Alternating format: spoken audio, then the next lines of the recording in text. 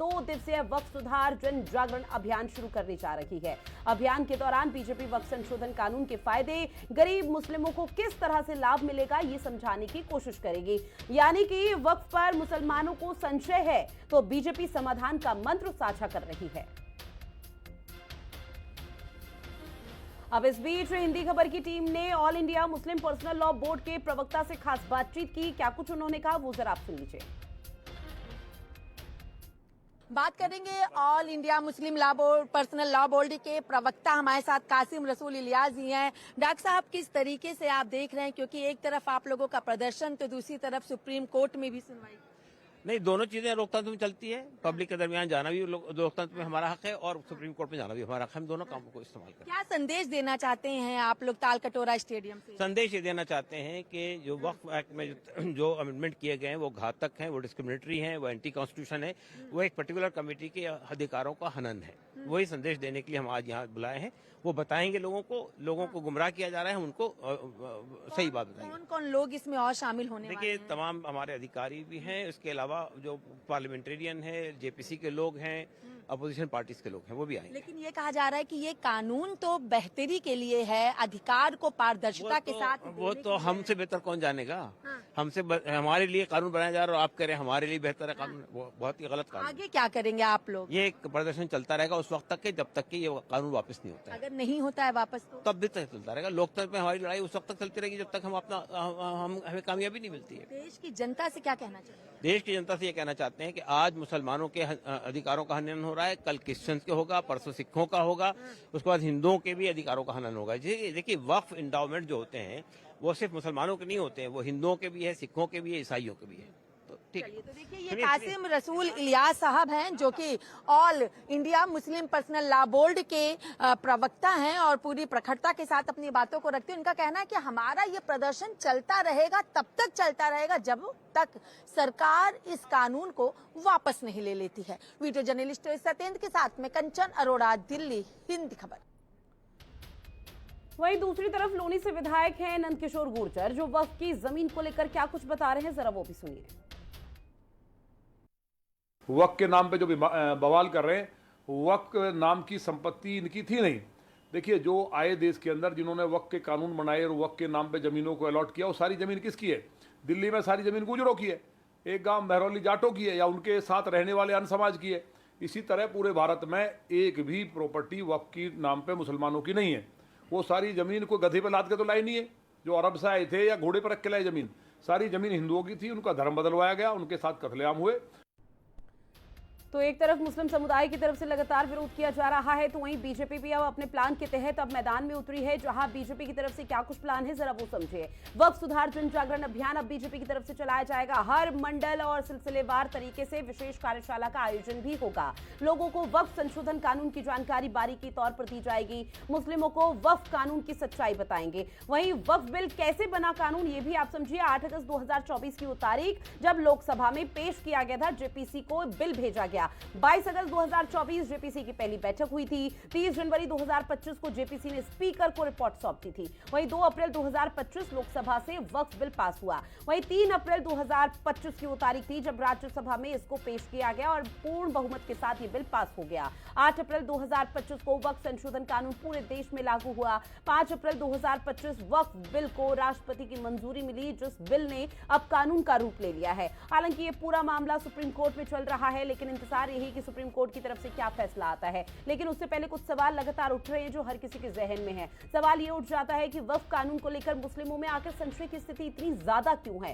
Supreme court में सुनवाई जारी है, तो प्रदर्शन क्या वाकई में जरूरी है, और अगर है तो उसके पीछे की वजह क्या है। सवाल यह भी कि बीजेपी कैसे करेगी देश में all India Muslim personal law board का प्लान फेल। सवाल यह भी उठ जाता है कि जन जागरण अभियान से क्या मुसलमान जागेंगे और क्या मैसेज देने की कोशिश मुस्लिम संगठन आज कर रहे हैं। आज इसी पर चर्चा करेंगे। खास पैनल हमारे साथ जुड़ा हुआ है। संजय सिंह जी हमारे साथ जुड़ चुके हैं, जो कि बीजेपी के नेता हैं। जगदीश सिंह जी, जो कि समाजवादी पार्टी के प्रवक्ता हैं, साथ ही हमारे साथ जुड़े हुए हैं एडवोकेट एपी सिंह, वरिष्ठ अधिवक्ता सुप्रीम कोर्ट से, और मोहम्मद शोएब, इस्लामिक स्कॉलर हमारे साथ जुड़े हुए हैं। आप चारों का बहुत स्वागत करती हूँ हिंदी खबर में। शुरुआत संजय सिंह जी मैं आप ही के साथ करूंगी, चूंकि देखिए आज तालकटोरा स्टेडियम से क्या कुछ तस्वीरें सामने आ रही सर, वो आप पूरी बखूबी देख रहे होंगे। ऐसे में उनका कहना कि चाहे सुप्रीम कोर्ट का जो फैसला हमारे हित में आए या या ना आए, लेकिन हमारा प्रदर्शन यूं ही जारी रहेगा। लेकिन सर आप लोग क्यों नहीं समझा पा रहे हैं लोगों को? सवाल यहाँ पर यही उठ जाता है। रितु जी, आप सबको नमस्कार, सभी पैनलिस्ट उनको भी नमस्कार। देखिए, इनको कोई समझा नहीं सकता है, जो समझना ही नहीं चाहता है उसको समझाने से कोई फायदा नहीं है। देखिए, इनका इतिहास ऐसा है, ये जो इनकी खुद की डिमांड होती है उसमें ये हठ धर्मिता निभाते हैं, वो बिल्कुल सुनने को तैयार नहीं होते हैं ये लोग।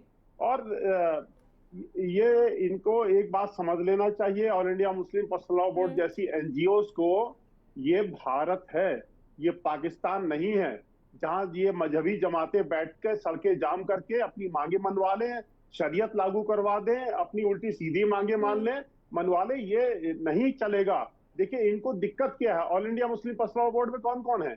जो बड़े इनकी जो अपर कास्ट मुसलमान हैं, जो शेख सैयद, तुर्क, पठान, ये जो बड़ी जातियां हैं इनकी मुसलमानों की, वही काबिज है उसके अंदर। और सबसे ज्यादा दिक्कत इन्हीं को है, ओवैसी जैसे नेताओं की, जिनकी जो पता चल रहा है कि कई सौ करोड़ रुपए की चीजें संपत्तियां हैं। ये इन्होंने गरीब मुसलमानों का हक मारा हुआ है। ये इतने बेशर्म हैं कि गरीब मुसलमानों का हक मारकर ये नाटक आंसू बहा रहे हैं कि हमारा ये अनकॉन्स्टिट्यूशनल है। मैं अभी सुन रहा था, अरे भाई कैसे अनकॉन्स्टिट्यूशनल? ये शरीयत मानने वाले और all India Muslim personal law board का देखिए डबल फेस देखिए। जब सपा की सरकार थी, आदरणीय अखिलेश यादव जी की सरकार थी, तो all India Muslim personal law board Uttar Pradesh के अंदर काजी अदालतें, शरीयत अदालतें खुलवाने की डिमांड कर रहा था। और all India Muslim personal law board बना ही इसीलिए है। देखिए, ये नाम इसको नाम को समझने की कोशिश की। ये पर्सनल लॉ है, और पर्सनल लॉ मुसलमानों को क्या होता है? शरीयत होता है। तो इन्होंने भ्रम क्रिएट करने के लिए शरीयत बोर्ड ना करके all India Muslim personal law board बना रखा, जिससे हिंदू भ्रम में रहें। तो ये शरीयत मानने वाले कॉन्स्टिट्यूशन कब से मानने लगे? मेरा एक सवाल ये है। और ये कैसे घातक है भाई?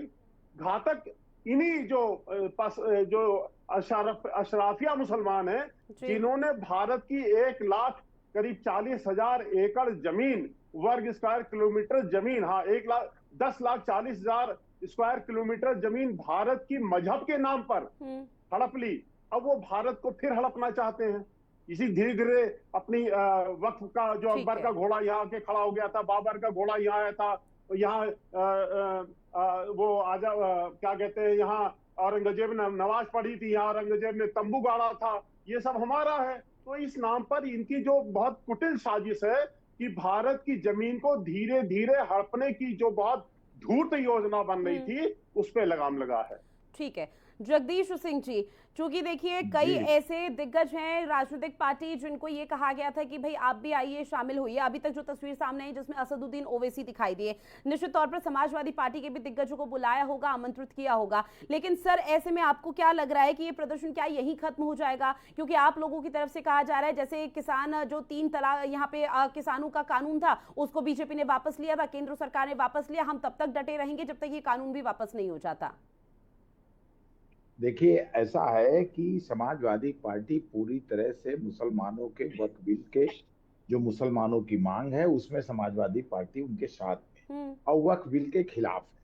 जो भी प्रदर्शन हो रहे हैं all India Muslim personal board की तरफ से, जो भी मुसलमानों की तरफ से जो भी प्रदर्शन हो रहे हैं, समाजवादी पार्टी उनके साथ खड़ी है और पूरी ताकत के साथ, पूरी शिद्दत के साथ उनकी उसके साथ है।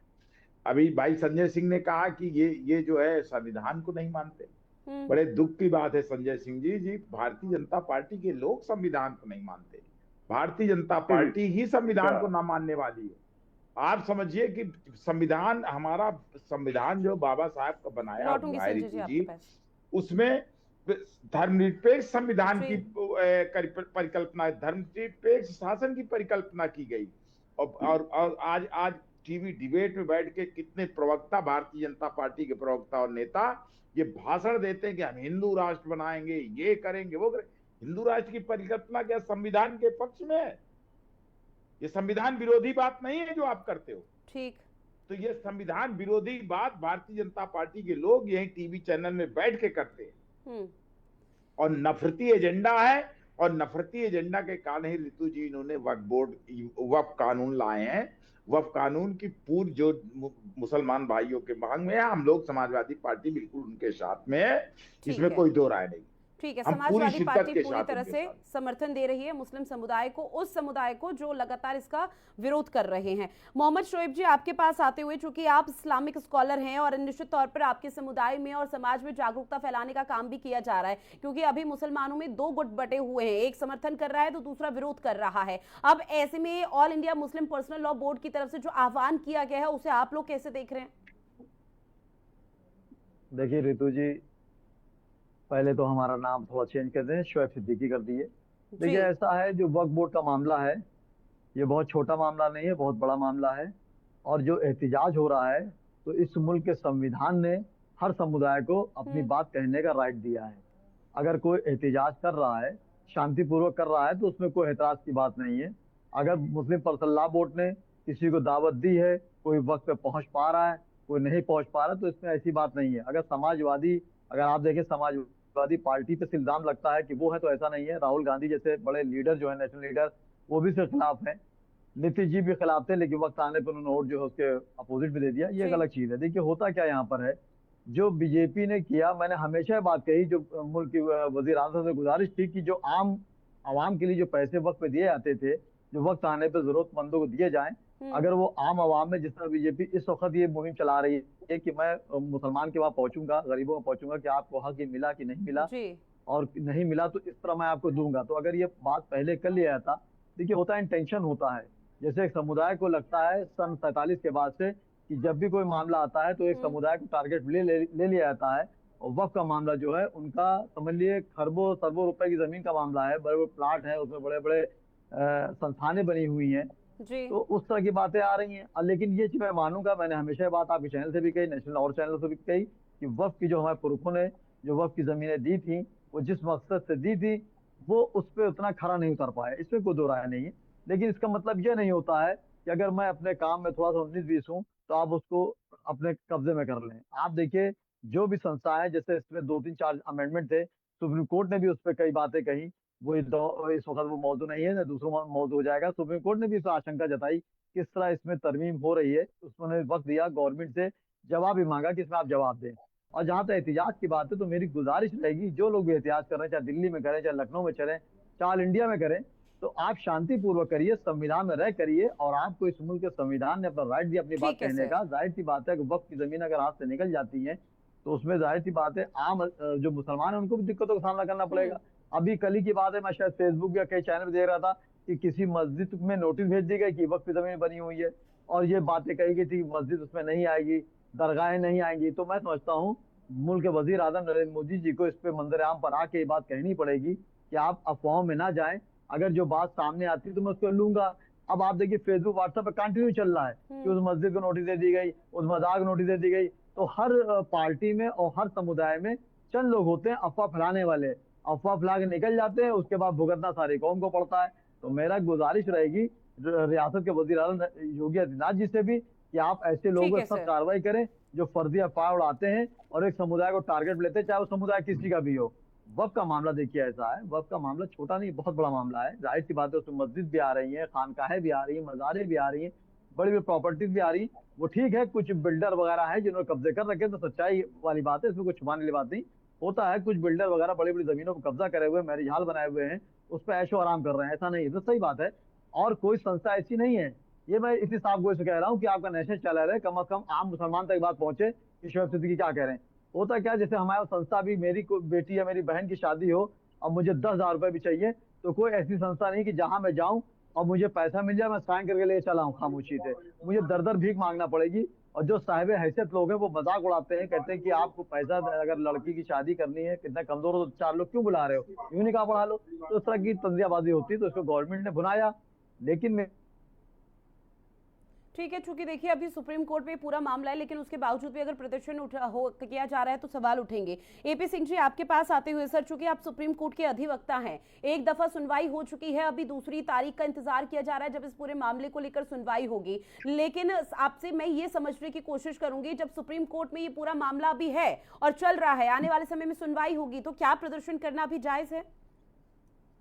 नहीं, यही मेरा भी कहना है। देखिए, यही हमारे संविधान की भी खूबसूरती है और सुप्रीम कोर्ट की भी खूबसूरती है। और जो 4 स्तंभ हैं, कार्यपालिका, विधायिका, न्यायपालिका और चौथा मजबूत स्तंभ मीडिया, इसके द्वारा आप अपनी बात, अपनी लोगों की, सबकी पैनलिस्ट को आपने सबकी बातें रखने का एक साधन बनाया। बहुत अच्छा, धन्यवाद करता हूं आपकी निडर, निष्पक्ष और निर्भीक पत्रकारिता को। देखिए, ये वक्फ बिल अमेंडमेंट बिल पहला बिल नहीं है, ऐसे बिल बहुत बार देश की संसद में पास हुए। देश की संसद लोकसभा चुनी हुई सदस्यों की है, उसमें भारतीय जनता पार्टी बहुमत में नहीं है, गठबंधन में है, लेकिन गठबंधन के बावजूद भी उनका बिल बहुमत से पास हुआ। काफी देर, घंटों, रात भर में चर्चा हुई, सबने चर्चा में भाग लिया। वहां नेता प्रतिपक्ष जो माननीय राहुल गांधी जी हैं, उनकी बहन आदरणीय प्रियंका गांधी जी भी है, हमारी बहन भी है, लेकिन उन्होंने कहीं कोई उसमें विरोध व्यक्त नहीं किया, कहीं कुछ नहीं बोले। प्रियंका जी तो बाहर थी, उस दिन घूम रही थी, तो नेता प्रतिपक्ष की जिम्मेदारी थी। चलिए, लोकसभा की बात हो गई। अब आती है राज्यसभा, जो उच्च सदन से भी पास हो गया। देश के महामहिम राष्ट्रपति जी के यहाँ से मंजूरी मिल गई। राष्ट्रपति जी के यहाँ भी कोई नहीं पहुंचा, क्या हुआ क्या नहीं हुआ सबको पता है। बाद में माननीय सर्वोच्च न्यायालय में केवल विरोध करने के लिए, केवल दिखावे के विरोध करने के लिए पहुंचा गया, ये दुखद है। वहां होनी चाहिए, जितनी कठिन चर्चा हो सकती होनी चाहिए, लेकिन ये हमारे डॉक्टर भीमराव अंबेडकर जिन्होंने संविधान हमें दिया, जिस निर्मात्री सभा के वो सदस्य थे, उसकी खूबसूरती है कि जब लोकसभा, राज्यसभा, देश के महामहिम राष्ट्रपति पास कर चुके, तब भी माननीय सर्वोच्च न्यायालय उसको सुन रहा है। सुनना शुरू हो गया, सुन रहे हैं। अब टाइम दिया है काउंटर एफिडेविट का, काउंटर एफिडेविट देगी, यूनियन ऑफ इंडिया देगी, सब काउंट। उसके बाद रिजॉइंडर देने का काम, जो पिटिशनर है वो रिजॉइंडर देंगे। 28 तारीख और 5 तारीख इसके लिए डिसाइड की। काउंटर 28 अप्रैल तक आ जाएगा, फिर 5 मई को सुनवाई होगी रिजॉइंडर के साथ साथ। लेकिन इसके बाद मुर्शिदाबाद क्यों हो रहा है, मालदा क्यों हो रहा है, धरना क्यों हो रहा है, प्रदर्शन क्यों रहा है, अशांति की जो हमारी सर्वधर्म संभाव है, जो सर्वजन सद्भाव है, जो बहुजन हिताय बहुजन भलाई का काम है, बहुजन हिताय बहुजन सुखाय, जो हमारी गंगा जमनी सभ्यता है, जो गंगा गोमुख से निकलकर गंगा सागर वेस्ट बंगाल तक जाती है, वहां क्या हो रहा है। वो वेस्ट बंगाल जो रविंद्रनाथ टैगोर की धरती रहा है, जिनके जनगण मन अधिनायक जयो को हमने अपना बना लिया, अपना मान लिया पूरे देश के 140 करोड़ लोगों ने। वो बंकिम चंद्र चटर्जी, वो श्यामा प्रसाद मुखर्जी जी की धरती, वो ये नेताजी सुभाष चंद्र बोस की कर्म भूमि, तुम मुझे खून दो हम तुम्हें आजादी देंगे। आजादी में तो मजहब नहीं था, धर्म नहीं था, हिंदुस्तान था, जो सबकी ये पूरी बात है। वहां क्यों हो रहा है ऐसा, इस पर थोड़ा सा माननीय चीफ जस्टिस ऑफ इंडिया ने भी कहा, जब मैं सुन रहा हूं, सुनने के लिए तैयार हूं, अर्ली हियरिंग पर सुन रहा हूं, अर्जेंट हियरिंग पर सुन रहा हूं, फिर ऐसा क्यों हुआ, वहां क्यों हो रहा है। ये सवाल हमारे देश के सब धर्म के लोग परेशान है इससे, कि आप कीजिए, सुप्रीम कोर्ट में सुनवाई कीजिए, सुप्रीम कोर्ट हमें अधिकार देता है, एसएलपी में आप एसएलपी सुन रहे हैं, आप एसएलपी से सेटिस्फाई नहीं होते, रिव्यू में आइए, रिव्यू से सेटिस्फाई नहीं होते, क्यूरेटिव में आइए। ये हमारा संविधान कहता है, हमारी सुप्रीम कोर्ट। या तो फिर आप सुप्रीम कोर्ट पर भरोसा नहीं कर रहे हैं, आपने संसद पे भरोसा नहीं किया, लोकसभा, राज्यसभा, देश के महामहिम राष्ट्रपति पे नहीं। हमारी सभ्यता गंगा जमनी सभ्यता थी, है और रहेगी भी, ऐसा नहीं है।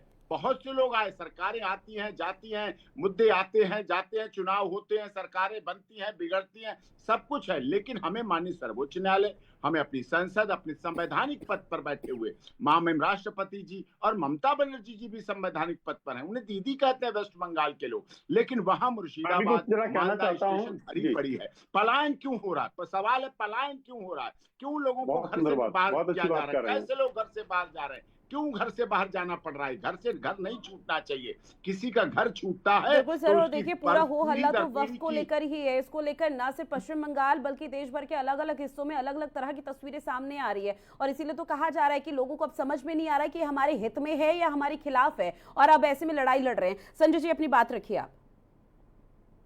जी, मैं ये कहना चाहता हूँ, वैसे मैं अपने वरिष्ठ अधिवक्ता हमारे जो श्रद्धेय एपी सिंह जी हैं, उनकी बात बहुत अच्छी है और बहुत निष्पक्ष भाव से उन्होंने बातें रखी हैं और समसामयिक हैं, उसको मानना चाहिए। बहुत अच्छी बात कही है, मैं आपको नमन करता हूँ। देखिए, मुद्दा यही है, ये जो हठधर्मिता है इन लोगों की, कि नहीं साहब हम अपनी बात मनवा के रहेंगे, चाहे हमें जिन्ना जैसा 16 अगस्त 1946 वाला डायरेक्ट एक्शन डे है, हम आपको डराएंगे धमकाएंगे। उसका एक ट्रेलर मुर्शिदाबाद में इन लोगों ने दिखा दिया है।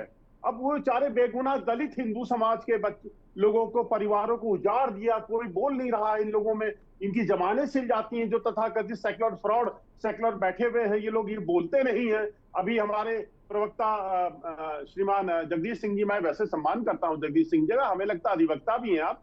जगदीश सिंह जी ये बताइए, बाबा साहब भीमराव आप बड़ी बड़ी डंका बजाते रहते हैं सेक्युलरिज्म सेक्युलरिज्म, आप ही लोकतंत्र के रखवाले हो गए। जो गुंडे माफिया थे जो सड़क पे नंगा नाच रखते थे, वो आज सेक्युलरिज्म की, वो धर्मनिरपेक्षता के ठेकेदार बने घूम रहे हैं। चलिए आपको मुबारक हो, आप लाइन पे आ रहे हैं।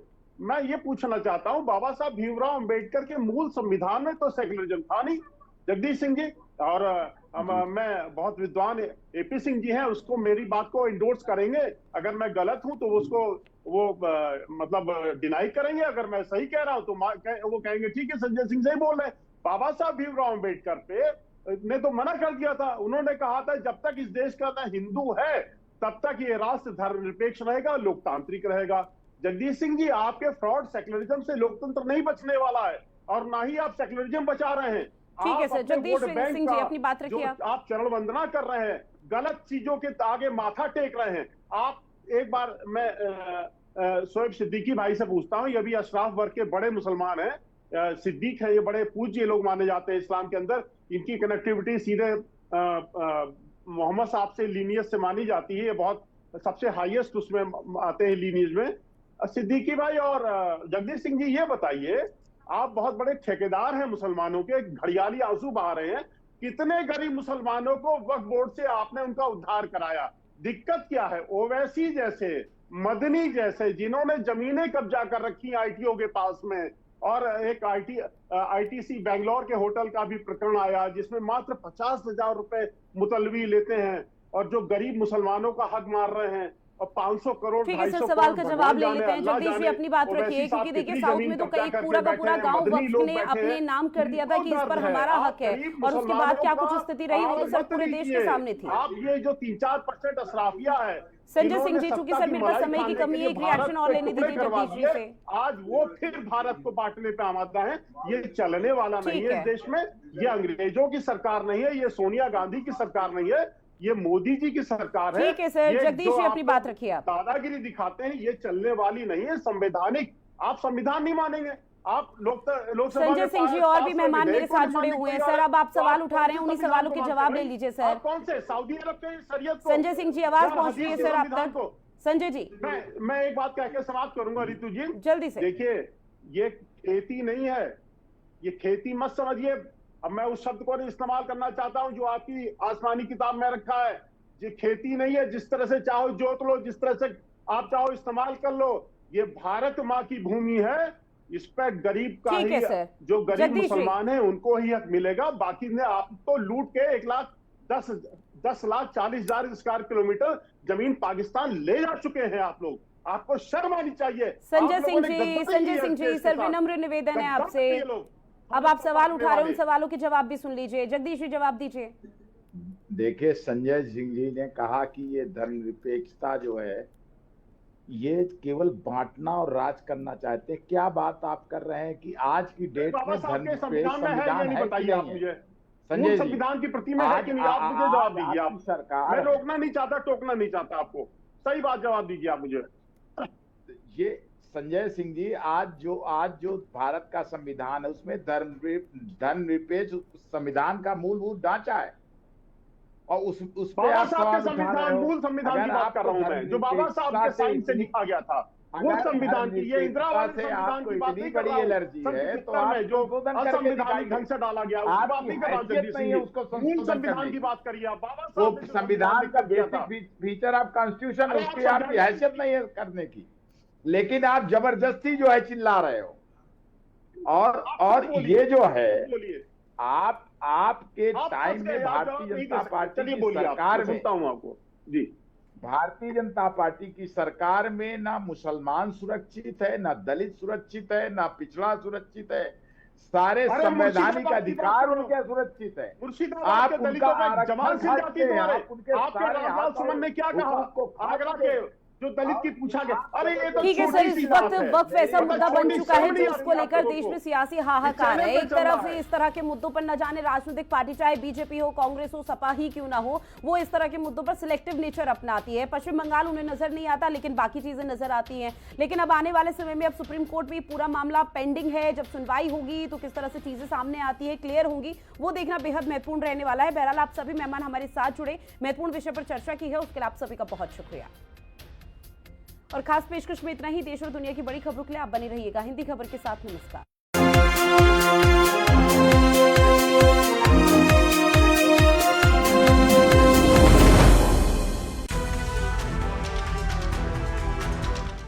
स्कूल ऑफ एमिनेंस में शिक्षा की गुणवत्ता को और बेहतर बनाने के लिए पंजाब सरकार की तरफ से लगातार कोशिशें जारी हैं। सरकारी स्कूलों में प्रिंसिपल और शिक्षक पूरी तरह से पढ़ाई पर ध्यान केंद्रित कर सकें, इसके लिए कैंपस मैनेजरों की नियुक्तियां की गई हैं। शिक्षा के स्तर में सुधार और स्कूलों में प्रबंधन को सुचारू रूप से संचालित करने के लिए कैंपस मैनेजरों की भूमिका काफी महत्वपूर्ण हो गई है। पढ़ाई तो बिना बाकी सारा काम कैंपस मैनेजर देखणगे। हेडमास्टर साहब का ध्यान सारा ध्यान अपने टीचर नाल मिलके पढ़ाई कराउण ते होऊगा। पंजाब एक्स सर्विसमैन कॉरपोरेशन के माध्यम से 1000